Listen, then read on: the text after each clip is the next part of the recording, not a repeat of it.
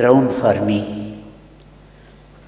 And I see Dr. Jayaprakash congratulating, shaking hands with him for the wonderful presentation. And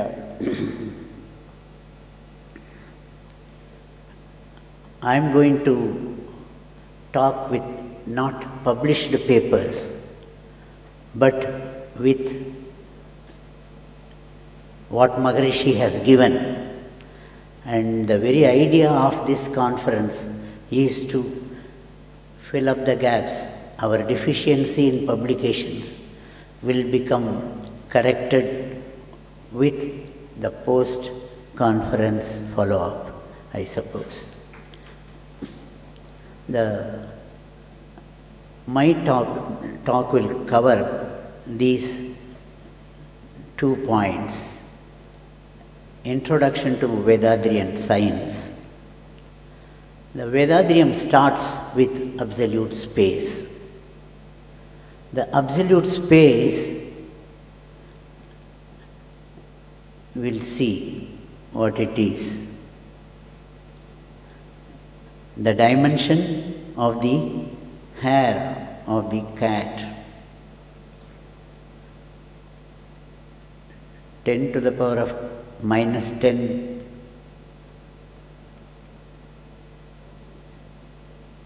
14 and so on and so forth.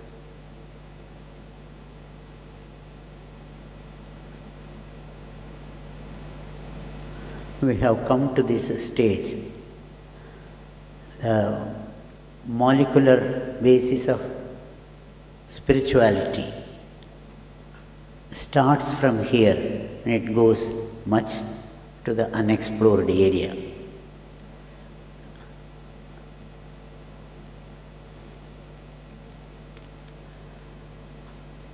Now, the absolute space, Maharishi calls it gravity. It is the stage in which the entire drama of the universe is enacted. The Higgs boson and the fermions are on the right. The quantum field, gravity, is on the left. What is absolute space? Absolute space is the origin. It is before the appearance of any particles. And how to see it, how to study it, it is only with your intuition, with your mental activity only will show you what it is. And the absolute space is everlasting, singular, almighty, all-penetrative, thoroughly permeable, highly transparent, imperceptible, dark fluid matter. Maharishi has introduced all sorts of adjectives to it, to the absolute space. It is characterized by quivering kinematic, self-compressive, inexhaustible surrounding pressure force. This pressure force, the picture may remind you of the quantum physics. Gravity is identified as unified force, the source of all forces, and it is almighty. When Maharishi was there in Boulder University, US, they asked, how do you know that this space which is invisible is almighty? Maharishi simply answered, where are these stars and the galaxies? They are in the space. So which is mightier, the galaxies, the stars, or the one which is holding it? Without any restriction to it. It allows the stars, the galaxies to move freely, to spin freely, just like a top on the ground spinning. It spins so freely. So, this is absolute space. Absolute space has four qualities: plenum, inexhaustible, renewable, the source. Force, which is the mightiest in the whole universe. And consciousness. The consciousness is the order of function which we see in the universe. And time. These four components of absolute space helps Maharishi to proceed further. The absolute space is endowed with self-compressive surrounding pressure force, which is everlasting, ever-increasing, quivering and kinematic. So, this compression of the space itself crushes the space to dust particles. And this is the divine dust particle, the first evolution in the history. Absolute space is endowed with surrounding self-compressive pressure force, and this results in progressive increase in the compressive force. Beyond a critical stage, the space gives way, it crumbles to dust pieces. The surrounding self-compressive pressure force, when crosses a critical value, the space is crushed to multiple, innumerable, immeasurable fragments to form dust. And what is happening to this dust which has formed out of the space? They are compressed again. Even the dusts are not spared. It is compressed on 360 degrees globally. So what can the dust do? It starts spinning. And the spinning is the secret of evolution. Where there is no spinning, there is no evolution. Where there is spinning, evolution comes into. These fragments of space, due to global surrounding self-compressive pressure force, are made to spin and to retain this identity. If the spinning velocity is more than that of the self-compressive force of the absolute space, they survive. If this velocity falls below that of the self-compressive force outside, they dissolve, they merge from the place where they were coming from. And this surrounding global pressure gives the dust particles a globular shape. And my helper has shown how this dough which you make for puris and chapatis, how they become globular by the simple movement which you follow every day in the kitchen. What is a divine dust particle? The divine dust particle is the first and fundamental transformation of the space. Space is, we can equate to God, and this space gives the divine dust particles. So, divine dust particles are nothing but God. The divine dust particle is the first child of space, Almighty, and is the last to merge back with the space. In the dynamic space, it is closest to divinity. Retain most of the qualities of Almighty. It pervades, spreads, permeates the entire dynamic state. What we call it Shakti Kalam, the Shakti star. The dynamic part of the space. It is filling that totally. The divine dust particle unites the space with the matter. The divine dust particles associate themselves and build up to form Akash, air, fire, water and solid substance. So, just like our effort to bridge science and spirituality, these particles bridge divinity to the evolved universe. Now we will move to the next step, the life force particles. These divine dust particles are globular, constantly spinning and endowed with a velocity also, movement also. So this creates an accumulation of associated action of the dust particles. When these dust particles form groups, just like galaxies, we get the life force particle. The life force particle is nothing but a group of divine dust particles. They are associated with a order. Consciousness is order of function. So it creates an orderly action in the life force particle. And the life force particle evolves into Akash, air, fire, water and earth. I used to wonder why in Indian philosophy we bring about these Panchabhutas.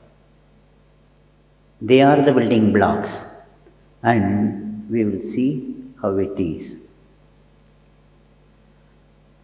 A life force particle is nothing but association of dust particles. In a spinning system, the central portion of the spinning system is always static. It doesn't move. The periphery moves.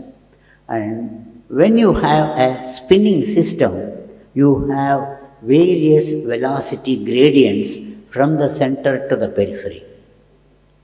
At the center, it is a white dot, stationary dot. And then there is the slow moving, the slowest. Next, slow, the blue zone. And above that is the medium velocity dust particles. And in the periphery, they are the fastest. This picture always fascinates me because it reveals so many things. You have a central intensified zone in a spinning system. So it offers more resistance for any particle to move. And so they are slower, the slowest possible. If this central point, the dust particle moves closer to the central point, what will happen? The speed further decreases, ultimately to disappear. Is the center of a spinning system is a black hole?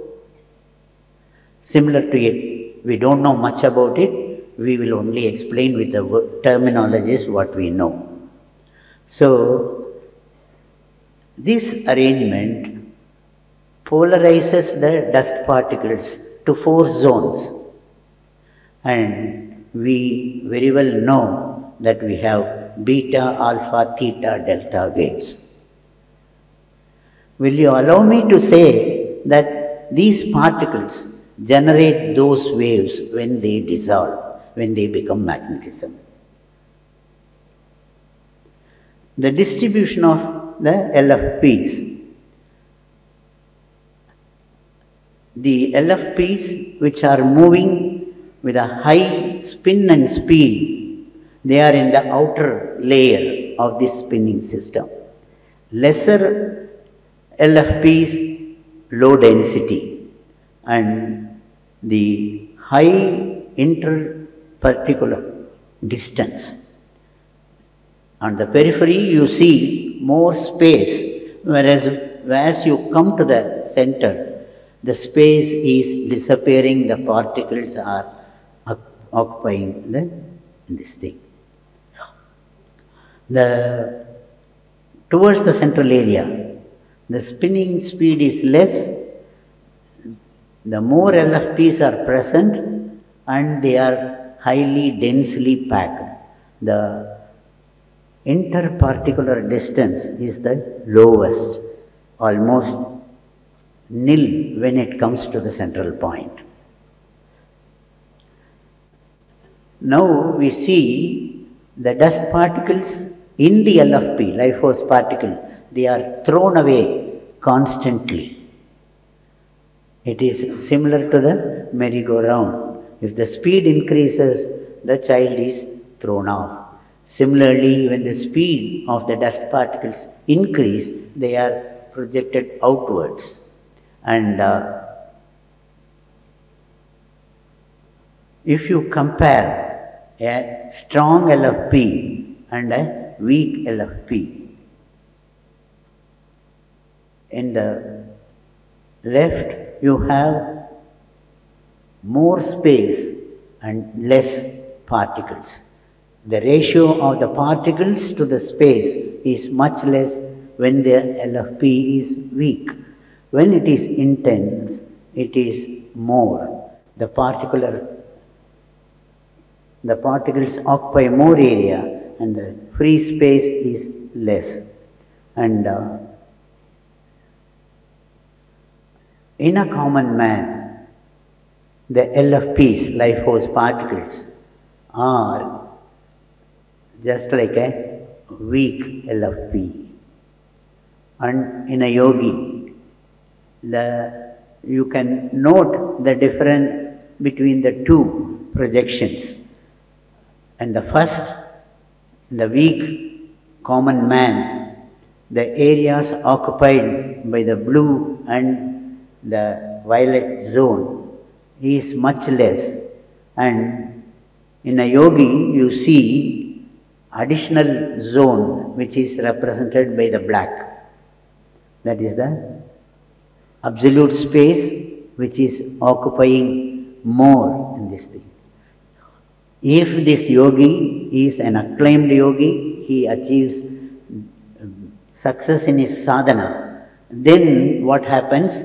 The central absolute space zone increases and pushes off the beta and alpha equivalent totally. And if it still expands, succeeds, proceeds, then the absolute space almost occupies the whole area of the LFP.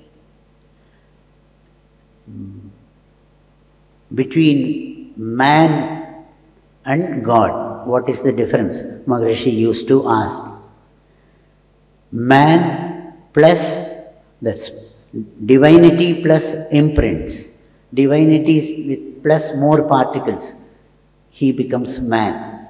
Man minus particles with more ratio of space, he becomes more divine. And only when the space alone exists, he is not different from God. He becomes God.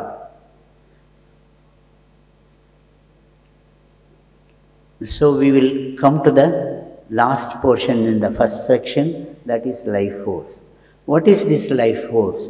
Life force is nothing but the union of the life force particles that travel within the body. Because of this, the association of all LFPs constitute life force. When it is present, the body is said to be living. When it is not there, it is missing.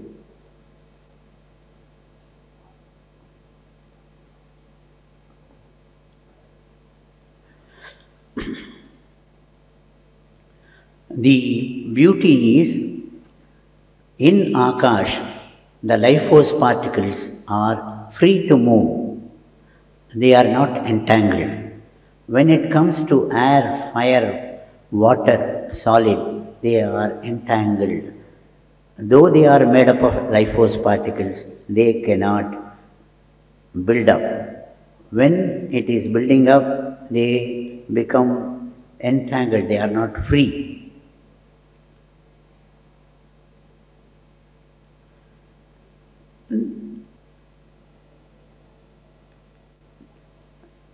The life force particles move from the genetic center to the periphery, as you see in the left. And when it is moving within the body, as they move, as they orbit, the tail seems to be increasing as it comes outside. The tail is formed by the dust particles which are extruded, which comes out of it. When they come out of the group of dust particles, that is life force particle, they cannot survive the pressure of the surrounding self-compressive pressure force and they dissolve. In this way, they constantly create magnetism. The dust particles constantly create magnetism, and magnetism is the working force in the body. There is order in every manifestation of nature in the body. You have tasted all these things for such a long time, but what I want you to appreciate is the order there, uniformity there, the central axial point which is occupied by the space and the peripheral layers becoming similar to what I showed you in the life force particle. It is so even in the earth. The core is there in the periphery, occupied by the Panchabhutas.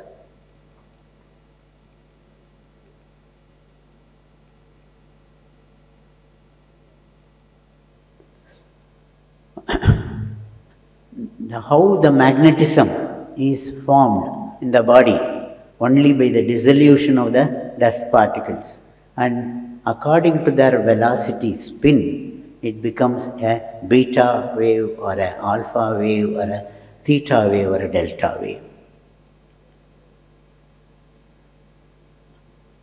Life force in a human being. They are all formed by the molecules are formed by the divine dust particles. You see it is suspended in this thing.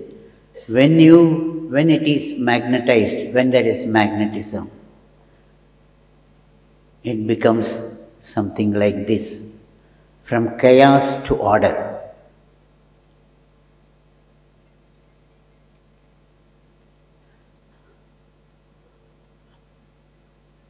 All these iron balls are not attached to each other, but when magnetism works through them, they are sticking to each other. In the same way, in our body, the cells are adherent to each other. In this building, the bricks are with a mortar, they are fixed, they cannot move. But in the body, their cells are united by magnetism, so we have the flexibility and mobility. What we see in hurricane can be seen in the life force particle. We have 3 bodies. In the medical college, I was taught only about the physical body. We didn't have the astral body or the causal body. Whereas here we have.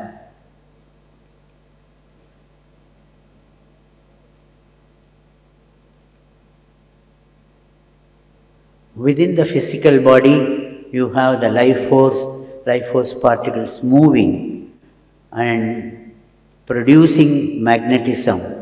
That becomes the causal body.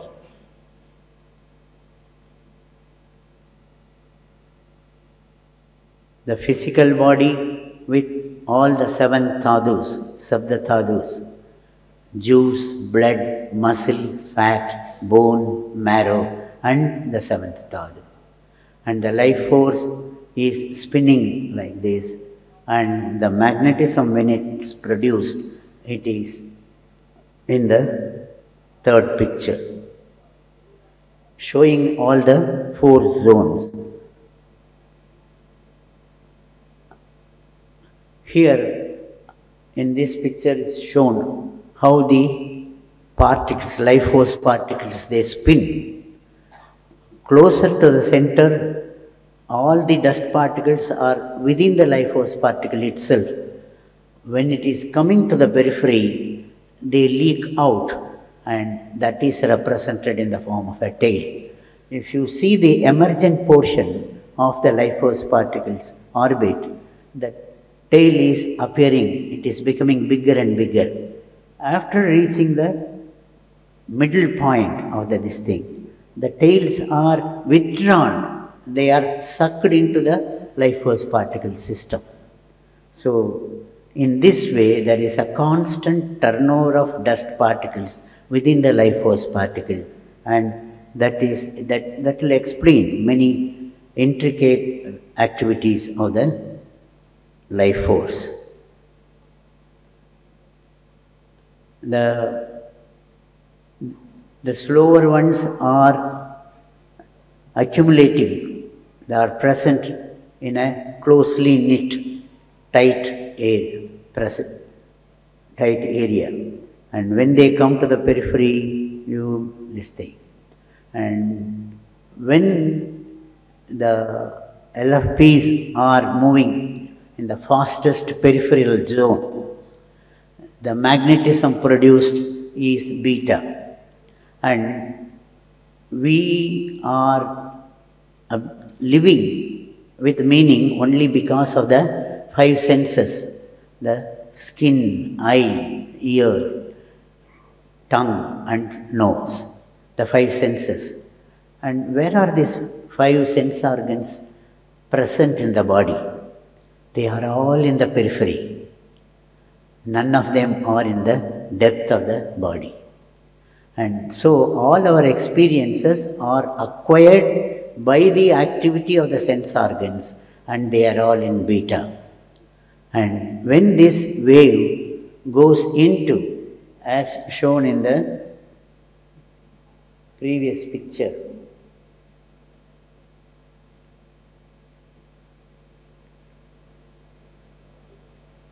the tails are there only in the outer zone, not in the inner zone.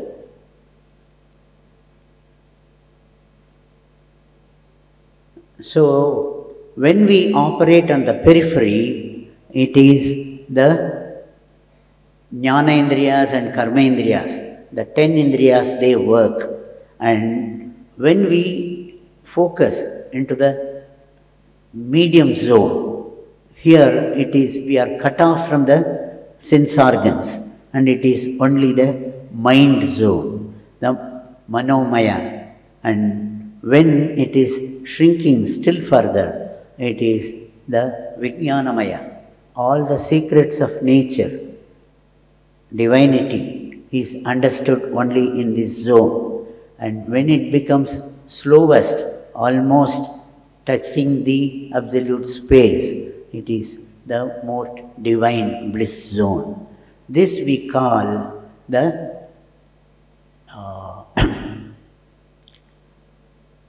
Panchagoshas, the 5 Goshas.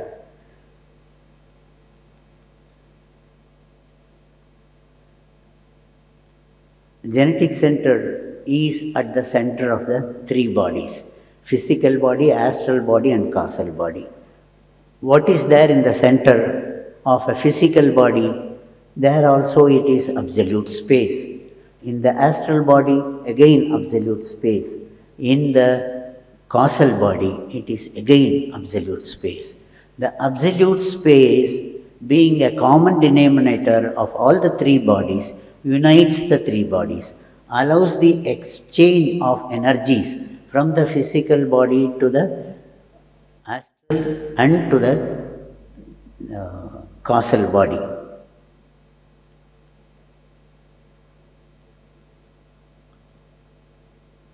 The life force is dynamic. It has a slow portion and a fast portion that explains all the activities of this thing. In the genetic center, you have another significant entity called sexual vital fluid. This is almost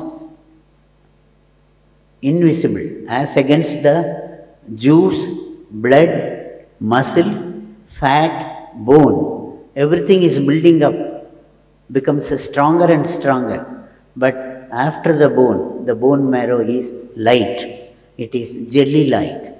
And still what is coming out of the bone marrow is formless, energy only. And that's why it is able to perform its function in the body. In a cell, it is protecting, it is allowing the growth of the cell, and the cell also takes up food and elaborates the Sabda Tadus, and the seventh Tadu being the sexual vital fluid, it keeps on accumulating. The sexual vital fluid helps the health of the cell, growth of the cell, and when the quantity of the sexual vital fluid crosses a critical level, it starts dividing. It becomes two. So all these things are possible with the sexual vital fluid, and in Kaya Kalpa we use the sexual vital fluid to a greatest extent. So I am concluding with this. The time is not cooperating with me. It runs fast. I have a lot more to say. Anyway, you people are much more brainy and learned and capable of understanding. So I leave the rest without mentioning for you to understand. Thank you very much.